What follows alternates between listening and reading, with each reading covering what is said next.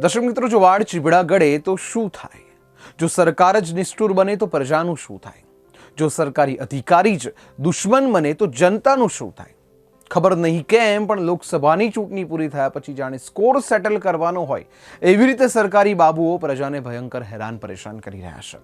અને ભાજપના નેતાઓ મુખ્ય પ્રેક્ષક બનીને આખું એ નાટક જોઈ રહ્યા છે. આખાએ ગુજરાતમાં ઠેર ઠેર અરાજકતાની સ્થિતિ છે. લોકોમાં ભારોભાર નારાજગી છે, અસંતોષ છે અને અન્યાયની લાગણી છે. ખેર, જીવન ન્યૂઝમાં આપનું હાર્દિક સ્વાગત છે. હું છું હિતેશ અને આપ જોઈ રહ્યા છો આપનો પોતાનો કાર્યક્રમ કેમ છો ગુજરાત. ગુજરાતમાં સરકારી બાબુઓ અને ભાજપના નેતાઓ વચ્ચેનો ગજગ્રાહ ચરમસીમાએ પહોંચ્યો છે. સરકારી બાબુઓના પ્રજા પ્રત્યેના આકરા વલણને લીધે ભાજપની વોટ બેંકમાં ગાબડા પડી રહ્યા છે. કેટલીક જગ્યાઓ પર તો સ્થિતિ એવી છે, અધિકારીઓ ભાજપના ચૂંટાયેલા પ્રતિનિધિઓની વાત માનવા તૈયાર નથી, જેને લીધે ભાજપના ખુદના નેતાઓને આંદોલન, વિરોધ પ્રદર્શનોને સૂત્રોચ્ચાર કરવાની નોબત આવી રહી છે. વડોદરાની વાત કરીએ તો છેલ્લા એકાદ મહિનાથી જર્જરિત ઇમારતોના મામલે સરકારી અધિકારીઓ અને ભાજપના નેતાઓ વચ્ચે વિવાદ શરૂ થઈ ચૂક્યો છે.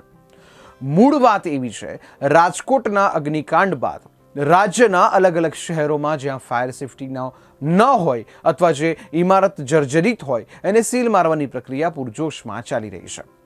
સ્વાભાવિક છે, જેની બિલ્ડિંગ સીલ થાય એને ખોટું લાગે, એ વિરોધ કરે અને ઘણા મામલામાં કોર્ટ કાર્યવાહી પણ કરે.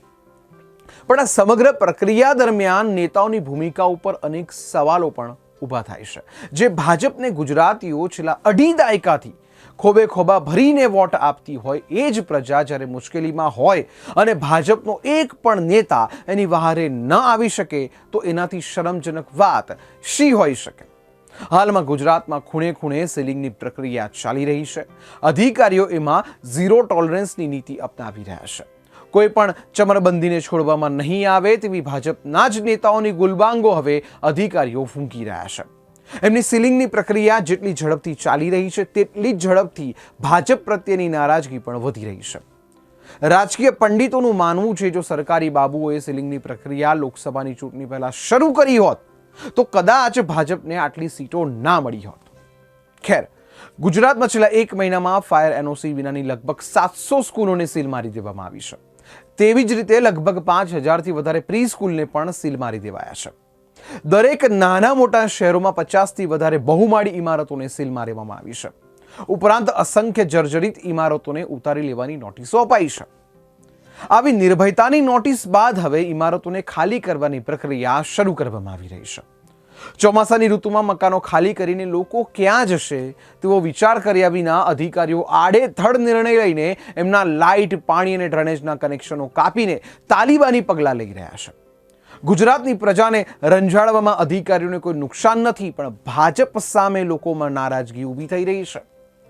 વડોદરાની વાત કરીએ તો શહેરના તરસાલી બાયપાસ પર આવેલા દિવાળીપુરાના હાઉસિંગ બોર્ડના મકાનોને જર્જરિત જાહેર કરવામાં આવ્યા હતા. લગભગ 312 મકાનોને જોખમી જાહેર કરીને અધિકારીઓએ એને ખાલી કરવાની નોટિસ ફટકારી હતી, જેને લીધે હજારો ગરીબ લોકો બેઘર થાય તેવી ગંભીર પરિસ્થિતિનું નિર્માણ થયું હતું. જેથી હાઉસિંગ બોર્ડના રહેવાસીઓએ વડોદરા કોર્પોરેશનમાં રજૂઆત કરી હતી, પણ કોઈએ એમની વાત સાંભળી ન હતી. પછી એક દિવસ કોર્પોરેશનના અધિકારીઓનો કાફલો અચાનક તરસાલી પહોંચ્યા હતા અને તેમને મકાનો ખાલી કરાવવાની કામગીરી શરૂ કરાવી હતી. અને જે દરમિયાન સ્થાનિક મહિલાઓ વિફરી હતી અને તેમણે અધિકારીઓનો રીતસરનો ઉધડો લઈ લીધો હતો, જેને લીધે અધિકારીઓને વિલા મોડે પાછું ફરવું પડ્યું હતું. આ ઘટનાની રીસ રાખીને અધિકારીઓએ 2 દિવસ પહેલા પોલીસ કાફલા સાથે હાઉસિંગ બોર્ડના આવાસો પર પહોંચ્યા હતા અને આ વખતે તેમને પોલીસનો ડર બતાવીને 312 મકાનોના લાઇટ, પાણી અને ગટરના કનેક્શનો કાપી નાખ્યા હતા. હવે તમે જ વિચાર કરો, જે મકાનમાં લાઇટ ન હોય, જ્યાં પાણી ના આવતું હોય અને જેની ડ્રેનેજ ચોકઅપ હોય એવા મકાનમાં કેટલા કલાક રહી શકાય? આખરે 24 કલાકમાં જ હાઉસિંગ બોર્ડના મકાનોમાં રહેતા 300 પરિવારો કંટાળી ગયા હતા, પણ તેમની પાસે કોઈ છૂટકો ન હતો.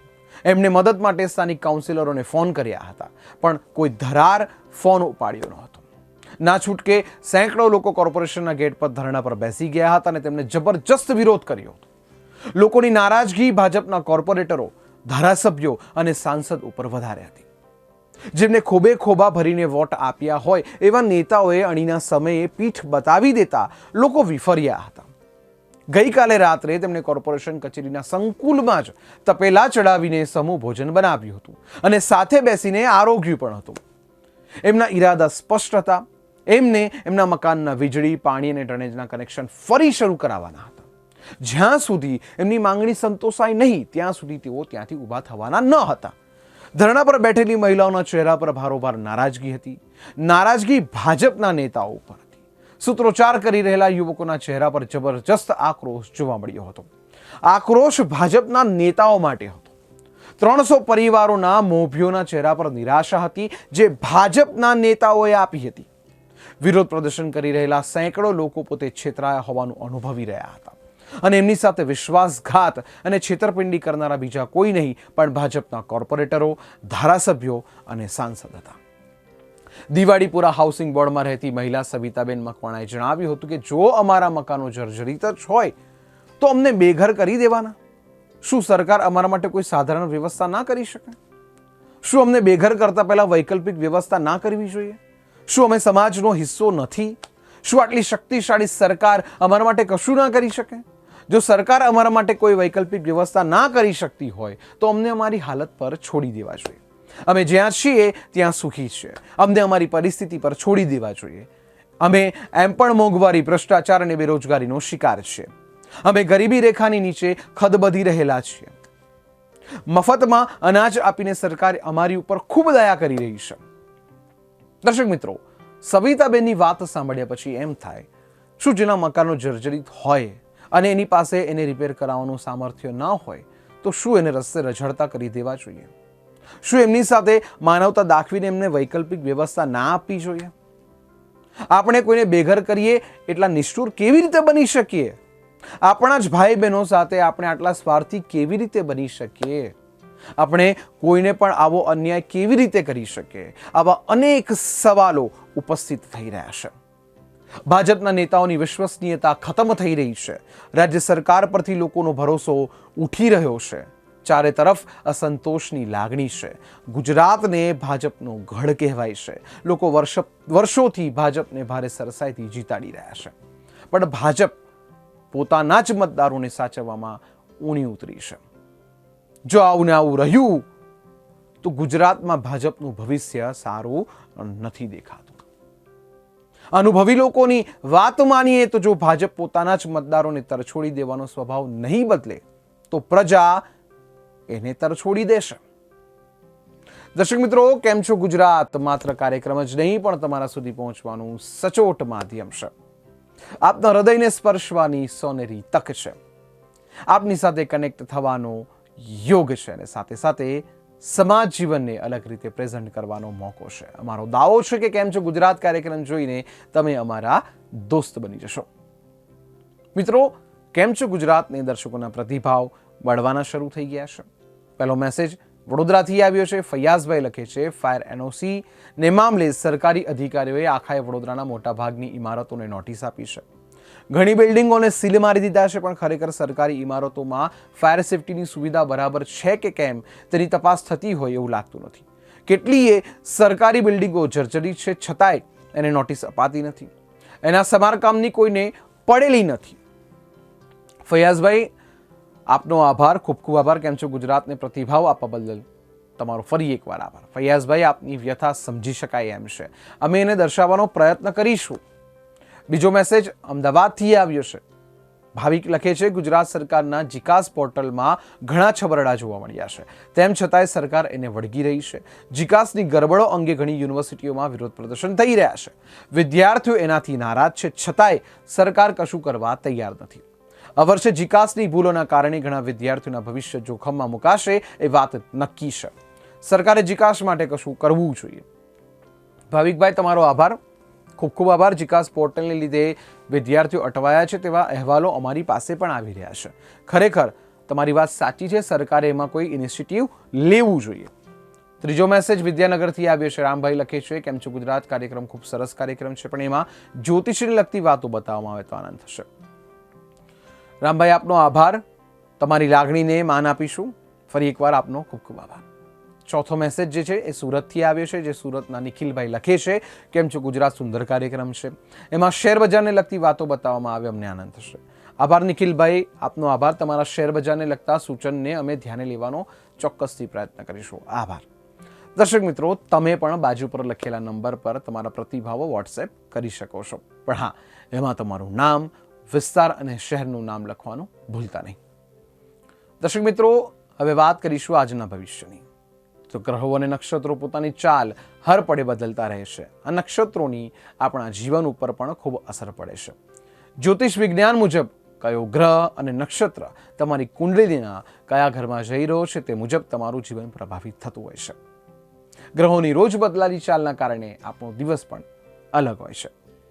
તો જાણીશું આજનો દિવસ તમારો કેવો રહેશે. શરૂ કરીશું મેષ રાશિથી. મેષ રાશિની વાત કરીએ તો કૌટુંબિક સહયોગ મળશે અને નવા વેપારીઓને લાભ થશે. રાજકીય દિશામાં કરવામાં આવેલા પ્રયત્નો ફળદાયી થશે. સાર્વજનિક સારો સહયોગ તમને પ્રાપ્ત થશે. તમને શાસન સત્તાનો ટેકો મળશે અને ભવિષ્યમાં તમને તેમનો સારો લાભ પણ મળશે. લાંબા સમય પછી કોઈ જૂના મિત્રને આજે મળવાનું થઈ શકે છે. વૃષભ રાશિ. આજનો દિવસ મિશ્રિત ફળ આપશે. વિદ્યાર્થીઓ માટે વિદેશમાં શિક્ષણ મેળવવા, કાર્યોમાં એકાગ્રતા જાળવવા માટે સમય સારો છે. વાણીની નરમાઈ તમારી પ્રતિષ્ઠામાં વધારો કરશે. પ્રતિકૂળ સંજોગોમાં પણ તમારો સ્વભાવ પ્રેરણાદાયક રહેશે. ધંધામાં પૈસા મળવામાં મુશ્કેલી આવી શકે છે. મિથુન રાશિ. આજનો દિવસ સાધારણ ફળદાયક રહેશે. ધંધામાં કોઈ સાથીદાર કે સંબંધી દ્વારા માનસિક તણાવ પેદા થઈ શકે છે. ધૈર્ય રાખજો. પૈસાના વ્યવહારમાં સાવચેતી રાખજો, નહીં તો આજે અપાયેલા પૈસા પાછા આવવાની સંભાવના ઓછી રહેશે. વિદ્યાર્થીઓને સ્પર્ધાત્મક પરીક્ષા આપતી વખતે થોડી અસુવિધા થઈ શકે છે. કર્ક રાશિની વાત કરીશું. અચાનક પારિવારિક ખર્ચ માનસિક દબાણમાં વધારો કરી શકે છે. આજીવિકાના ક્ષેત્રે ચાલુ પ્રયત્નો સફળ થશે અને ભાઈઓના સહયોગથી લાભની સ્થિતિ ઉદ્ભવશે. રાજકીય સહયોગ મળી શકે છે અને અટકેલા સરકારી કામો પૂરા થઈ શકે છે. પારિવારિક સંપત્તિ વધશે અને વિરોધી પરાજિત થશે. સિંહ રાશિ. જીવનસાથી તમારી સર્જનાત્મક ક્રિયાઓથી પ્રભાવિત થશે અને મહત્વપૂર્ણ કાર્યોમાં તમારી સલાહ લેશે. ધાર્મિક કાર્યમાં થોડો ખર્ચ થશે, પરંતુ તે તમારી ખ્યાતિમાં વધારો કરશે. વ્યવસાયની દિશામાં કરવામાં આવેલા સકારાત્મક પરિવર્તનથી તમને સફળતા મળી શકે એમ છે અને વિરોધીઓની વાતોથી તમને મુક્તિ મળશે. કન્યા રાશિ.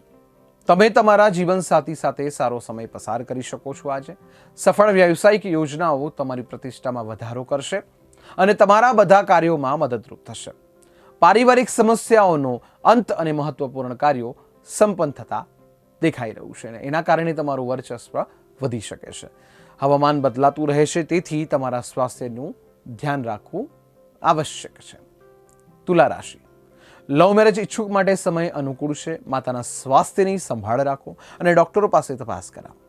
વૈવાહિક જીવન સુખી રહેશે અને આર્થિક સ્થિતિ મજબૂત થવાના કારણે ભંડોળમાં વૃદ્ધિના સંકેત જોવા મળી રહ્યા છે. ક્ષેત્રમાં તમારી સ્થિતિ અને પ્રતિષ્ઠા વધશે. વૃશ્ચિક રાશિ. વિદ્યાર્થીઓને ગુરુઓની મદદથી ભાવિની આયોજન યોજના બનાવવાની તક મળશે. આજીવિકા રોજગારની દિશામાં કરવામાં આવેલા પ્રયત્નોથી સફળતા મળશે. પ્રેમ જીવનમાં તમને ભેટ મળશે. જરૂરી કાર્યો પૂરા કરવા માટે અન્યનો સહકાર લેવામાં તમે સફળ થશો. ક્ષેત્રમાં તમારા પ્રોજેક્ટની વહેલી પૂર્ણતા તમારી અસરકારકતા એને તેજ વધારશે. ધનરાશિની વાત કરીએ. વધુ મહેનતને કારણે સ્વાસ્થ્ય કંઈક નરમ રહી શકે છે. આજે સમાજ તરફથી ઈચ્છિત સહયોગ મળશે. જો તમે નોકરી કરો છો તો તમારા અધિકારીઓ વધશે અને જવાબદારી પણ વધી શકે છે. વિદ્યાર્થીઓને આર્થિક સંકટમાંથી રાહત મળશે. સાંજે કોઈ પણ જોખમી કાર્યથી દૂર રહેવું.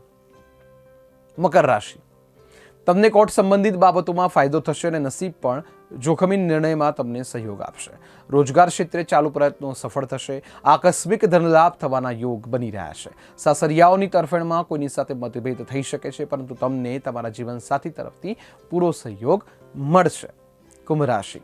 ઈચ્છાશક્તિ અને સંકલ્પના કારણે તમને ધંધામાં સારો લાભ મળશે અને મિત્રોની સહાયથી વ્યવસાયિક યોજના મજબૂત બનશે. પિતાનું માર્ગદર્શન તમને મુશ્કેલ નિર્ણયો લેવામાં મદદ કરશે. પરિવારને સમાધાન માટે સમય મળી શકશે.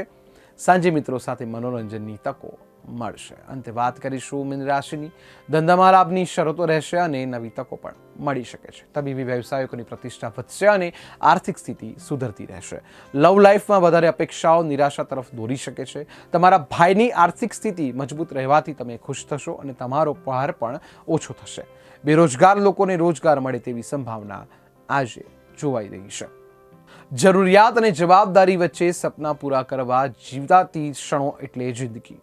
દર્શક મિત્રો, જીવો ખુલીને જીવો, જીવો મન મૂકીને જીવો, જીવો પૂરજોશમાં જીવો, જીવો ભરપૂર જીવો અને જીવો એવું જીવો કે બીજાને ઈર્ષા થાય. તો આજના માટે બસ આટલું જ. આપના દોસ્ત હિતેશને રજા આપશો. નમસ્કાર. અને હા, બાજુમાં લખેલા નંબર પર આપનો મેસેજ વોટ્સએપ કરી શકો છો. આપના પ્રતિભાવોની પ્રતીક્ષા રહેશે. અને હા મિત્રો, મેસેજની સાથે સાથે આપનું નામ, વિસ્તાર અને શહેરનું નામ અચૂક જણાવજો. મિત્રો, ફરી મળીશું. ધન્યવાદ. દર્શક મિત્રો, આ કેમ છો ગુજરાત કાર્યક્રમ તમે લોકલ ગુજરાતી ચેનલ જીવન ન્યૂઝ પર SSTM સેટ ટોપ બોક્સની ચેનલ નંબર 518 પર રોજ બપોરે 12 વાગે અને સાંજે 7 વાગે રિપીટ જોઈ શકશો. અસ્તુ.